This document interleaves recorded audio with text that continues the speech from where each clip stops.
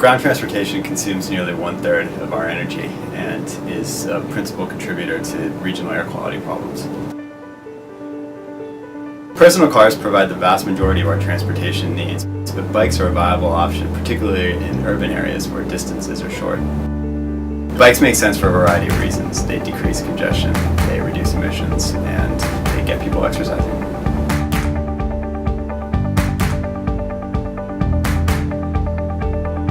Some cities around the world have a lot of bikers, but the vast majority have very few.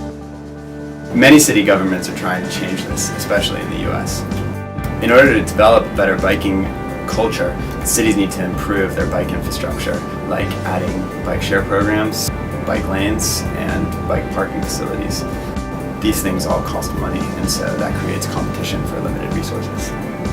Decision makers need better tools to understand the impacts of bike ridership. The goal of our study was to quantify the benefits of it.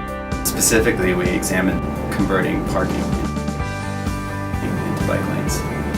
To do this, we considered all the costs associated with urban transportation, roadway maintenance, delay, fuel costs, and we found that increasing bike ridership would decrease the costs for all users. Costs and greenhouse gas emissions are correlated, and so if we reduce costs of the overall system, we're also reducing the emissions. We used microsimulation and probabilistic modeling of road networks to predict how traffic flows on congested roads. We found that increasing bike mode share could decrease costs of transport on all users of the roadway, including maintenance crews and drivers.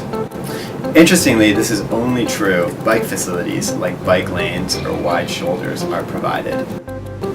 Otherwise, bikes can slow down traffic and costs go up for all users. We were able to use this model to figure out what the opportunity cost is associated with curbside parking. Cities that currently charge a small amount of money for using that parking space would need to be earning potentially hundreds of dollars per space per day to offset the costs that could be saved by creating improved biking infrastructure.